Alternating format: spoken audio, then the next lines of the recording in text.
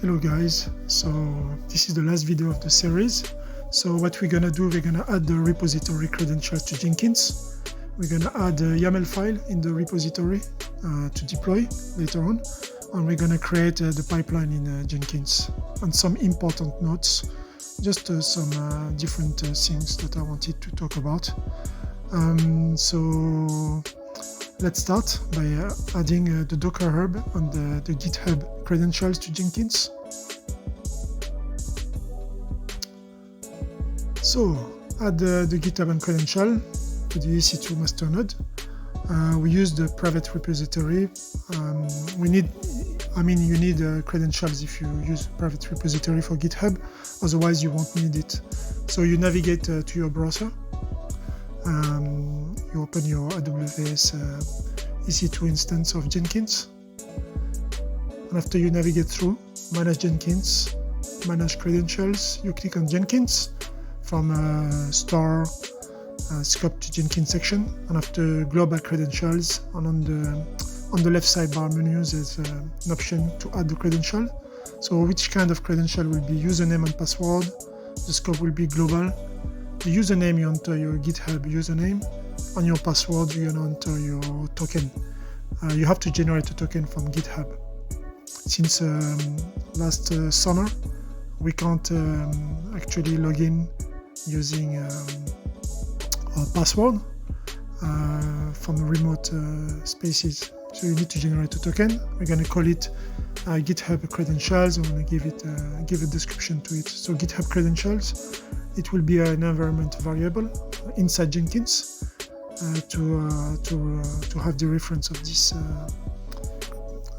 credential. So we navigate through Manage Jenkins, Manage Credential, and we click on Jenkins. So I'm just going to show you the different screens. So there's the screen, credential, Manage Jenkins first, there's the credential screen, and you click on Jenkins. After that, you click on Global Credentials. Here, Global Credentials. There's different ways actually to navigate to it, but I found this one nice because you can see this one is Add a Credential. You click on it, so it's on the left side bar menu. So on the top, you can see the breadcrumb showing you dashboard, credential, system, global credentials, and after you add your credentials here. So after you fill the form, username, password for the kind. So there will be a drop down giving you some options, so you just choose that one. And after global for the scope, you add your username, you add your password, generated token.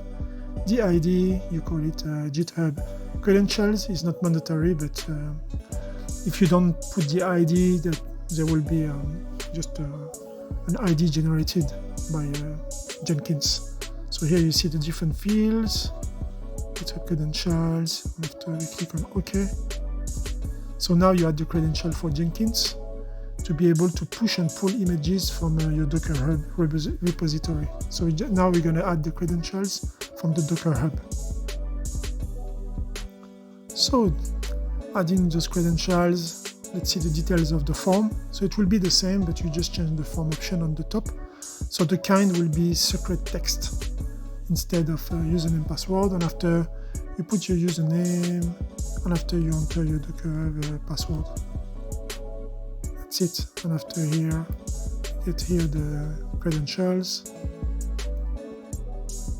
Docker credentials. So make sure that you have your Docker repository created beforehand. We will need it later on for our pipeline, so just to create it beforehand. So have everything set. So this is an example of Docker Hub. Here on the top, here there will be your username, and here there will be the name of your repository, and here there will be just the command to be able to push your Docker image to the Docker Hub.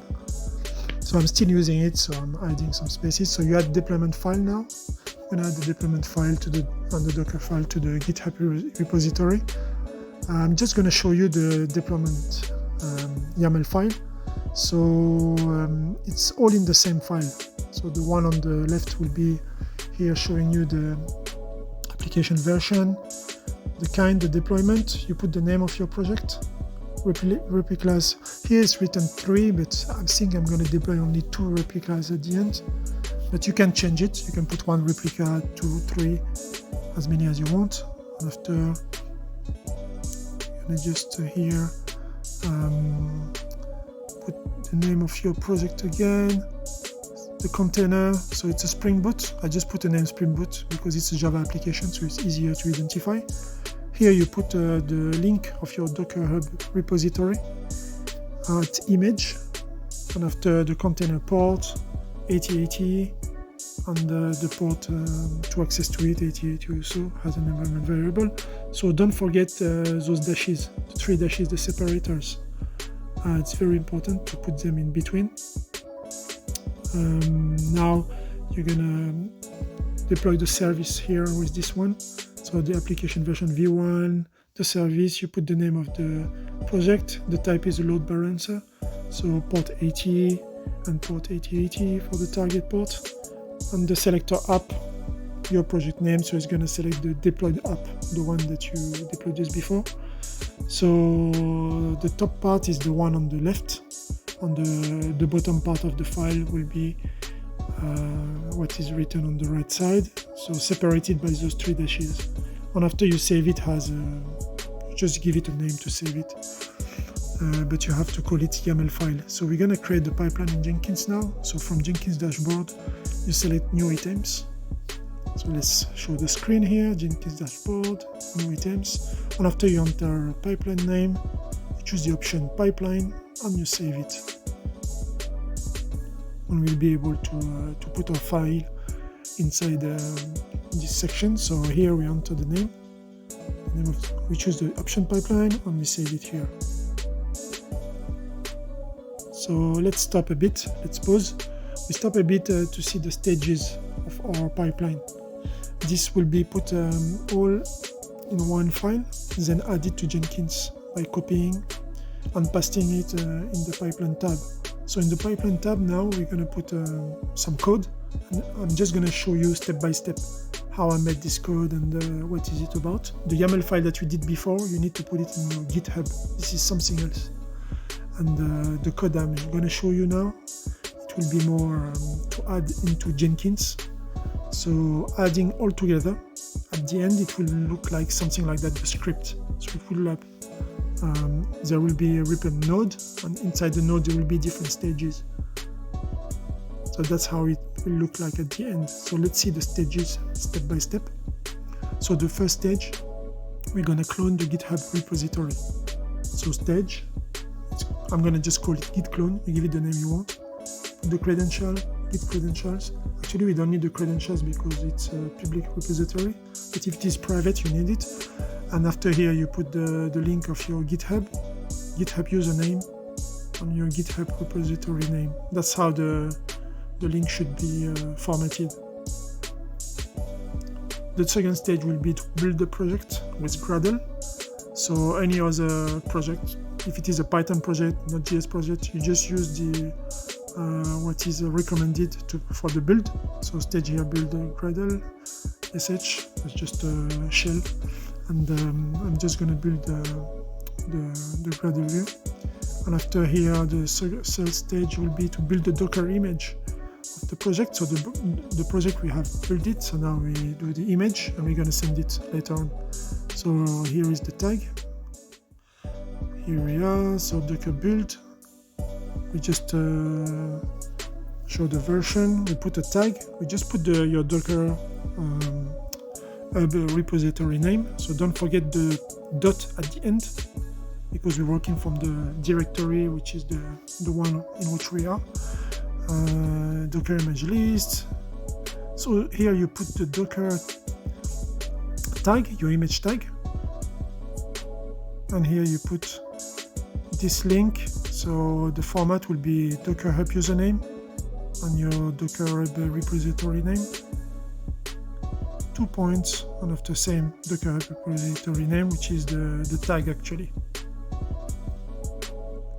So the credentials, Docker Hub, you put it here. Inside the Docker Hub password, there will be a variable called password, so it's like a dictionary, and this variable password will be storing your password. So you just use it here, and you put your in the shell Docker login, user, your username, p password for the password. So it's going to get it from there. So the fourth stage will be to push the Docker image to the Docker Hub and store it there. So here the tag has been set to Docker Hub. Repository name. Just put the repository name everywhere so to make it easy. So stage. That's how I name the stage. Push image to Docker Hub. Docker push. So your Docker Hub repository name. So on the stage before, I put your tag. So your tag name is the Docker Hub repository name. Yeah, so you just format it like that. It's all in the same line, but here I don't have space, so it went into 2 lines. So the last stage will be to deploy from Docker Hub. You get the image and you deploy it to the AWS cluster. So the YAML file previously added to our GitHub repository, it will be used here in the deploy. So we just reference it. Stage, Kubernetes deployment, shell, Kubernetes, kubectl, apply. The file will be the one I call the KTS Pet Clinic deployment YAML for me. So it has to finish, it has to be a .yml YAML or YAML. It's very important. So this is kind of file that is used by kubectl to deploy. So that's how it looks like at the end. That's how my script looks like. That's what I'm gonna put in Jenkins. So you see different stages, the build. Here we clone, we put the credentials, we put the link, the stage to build. Here the stage to build the Docker image. Here we are.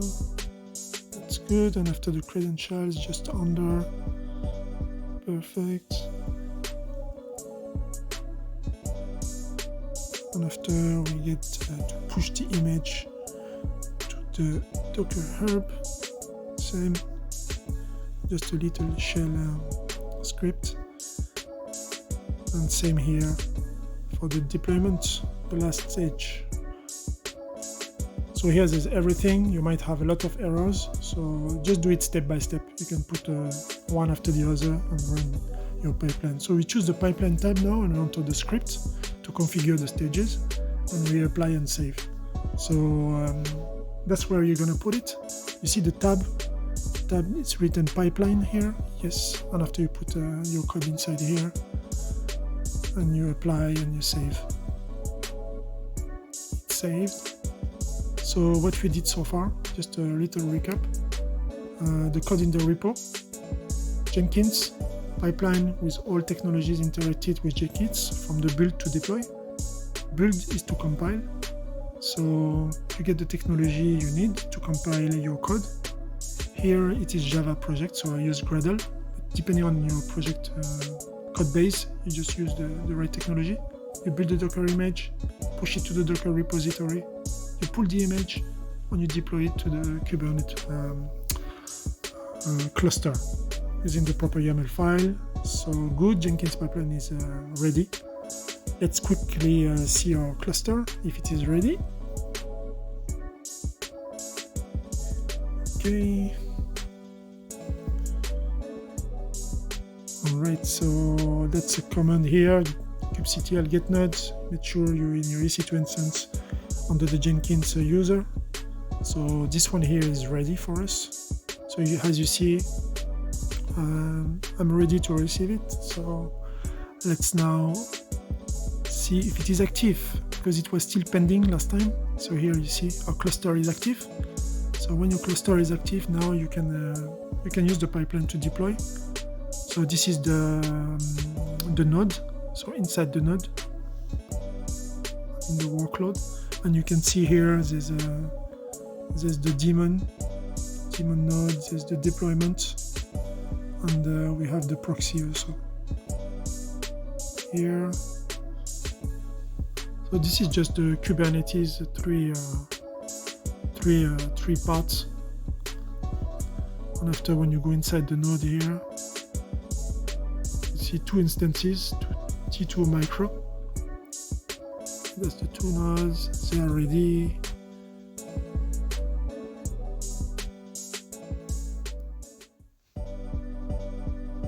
good. So back to Jenkins, click on build, let's build it. Up, you click on the left side here, you see on the sidebar, there's a build button. The Git clone is gonna start. There will be a number telling you where you're at. You see how long it takes. This is the number. So when you click on that number, you can also see the logs. So check the status of your pipeline. Me, I had some errors. Sorry. Look through so I needed to look through the logs to build some stages. Don't build all at the same time. Just build them step by step to debug and check your Docker repository. Do you see anything there? Has the name written without any typo? Just check that the logic is right. And doing it step by step is going to help you to figure out the logic and understand what are the different errors. So it can be anything. So just check the logs. So here you see that's my 8th build. So git clone, the build, the Docker build, same here. It didn't work, so it didn't go to the end. So you see, as soon as if it is not green, it's not good. So it's red. I had to build it 8 times before arriving. So finally run all stages. You build again, all green. You just made it good. So I had to beat 8 build for me, but don't give up. It's gonna be alright. So here, that's the last build, and I could do the whole pipeline, so it worked perfectly. So git clone, that's the project build, that's the Docker Hub image build, push the image to the hub, and the deployment to Kubernetes. That's good. So you've seen all the different stages. And on the left side, there will be also the number showing you the build. That's where you're gonna just to be able to see the logs. So let's see some important notes. One about GitHub. So you can't log in remotely using your normal password and credentials. So since last summer, 2021, you need to provide an authentication token that you generate from your GitHub account. So you go to settings in GitHub. After, on the left side, there will be some options. You go at the bottom, there will be a dev settings, and after you choose the option to generate your token. So settings from your username, and after you go to the dev settings, and after you generate it. So make sure that your top level branch is called master and not main. Jenkins couldn't clone my repository. I had some issues with that until I changed that to master. Or inside Jenkins, you can change it to main. So make sure that Jenkins recognize the top branch has main. So if you change the branch name manually from your GitHub repository, from main to master, you run the following command from your local computer to be able to interact with your repository. So, from your local computer, yes. So the git branch -m main master, git fetch origin, git branch origin master, and you do a git remote set hand origin -a. So another note about the pipeline, multiple errors. So you'll get some errors. You'll have just to look after your logs. So you check the logs in Jenkins to see what's wrong. And after you can search it also through Google to get hints. And you click on the build number to see the logs from the left sidebar menu. So you'll be able to navigate through Jenkins. Will be able to show you the logs. So make sure that the paths, links, names are all correct. Give the logic behind. Just get the logic, yes, behind what you're doing. So do everything step by step. Otherwise, you won't understand what's going on. The last point, the use of Kubernetes, wide view. This can help you a lot to have an overview of what's going on. So get a vision of everything going on your new cluster by running this command, which will help you to see if there is anything wrong with your logic as well. So kubectl get all -o wide. So that's not a 0, it's -O, like I don't know, like O. So -O wide. So that's how you're gonna do. And after, let's see about last note about the cost. Just an overview of the cost involved. So cost for running this infrastructure on AWS for 10 hours, it cost me $1.99. So that's what I've been debited my bank account. So it's about $143.28 per month. So this is without the extra cost of load balancing, database management, and the database data and the client requests. So it can be pretty expensive, but businesses are still saving money because they don't pay for the local heavy infrastructure, the staff to maintain it. They don't pay for the staff. They can change the resource allocation with max flexibility. So they can just turn it on and turn it on off the way they want. What should you work on? Your next research for infrastructure complexity. So if you've done everything up to here, so what you can do in the future is maybe let's talk about it. Just let's see what we have accomplished. We added deployment YAML file repo. We created Jenkins credential. We configured the pipeline, so you can be happy and proud of yourself first for your success of deploying an app on AWS. So what you can work on later on is creating a trigger in Jenkins to start your pipeline on the push to the repo. So whenever you do a git push, the pipeline starts, the deployment to AWS with an update. Adding the monitoring tools like ELK, Elasticsearch, Kibana, Prometheus, Grafana, etc. Just trying to set up something to monitor your logs, and deploying a different code base app. So deploying an app, a Python app, deploying an app, C# app, not JS app. So you can interact with different technologies to build it and to do the test. I didn't do any test step, so you can also add some steps to your pipeline, like the test step.